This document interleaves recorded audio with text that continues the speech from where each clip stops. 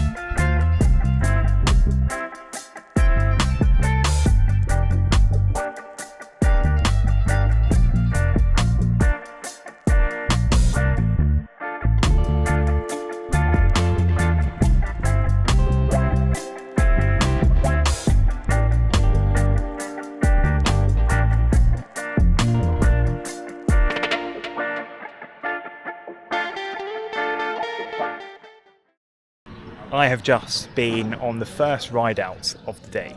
So very early start, got up sort of 2:30 in the morning, got to Gatwick, flew all the way out here, got to the hotel, had a little briefing, and then we were given the keys and off we go.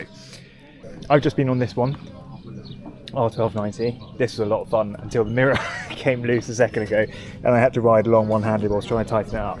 All I'm going to say is I just had a great time just riding probably the most beautiful road I've ever ridden in my life. Lots of twists, lots of turns, going up and down the hills, lots of gravel everywhere, which is a bit nerve-wracking. I'm sure you've seen from the video, which I'll put up, or have already put up. But beautiful ride, bike's performing great. Really my first time ever doing kind of fast, if you can call it fast, group riding. Well, thankfully I was at the back. I wouldn't want people behind me. I'm not that kind of rider where I like to have people behind me. Enjoyed sitting at the back and just watching everyone. It's beautiful seeing everyone snaking through the valley. Got a couple of people filming over here, doing their bits and pieces. Everyone's all set up. I shall get some photos in a second, but enjoyable trip so far. So taking this, as I said, I've just been on the R12 nineT. Going now, after this little break, going to jump onto the R12, which is more of a cruiser style. This is sort of like a baby R18, let's say. Just a fun piece of kit by the looks of it. I'm hearing very good things about it, very well balanced. Should be a fun one, but fingers crossed I can sort out the settings, because a lot of that ride just then was unfortunately really bleached out. I haven't got it on the right setting. I'm still learning. And then tomorrow we're doing some off-roading and bits and pieces with their GS range, which is going to be a whole new experience to me. So today is all about these road bikes, so trying to make the most of it.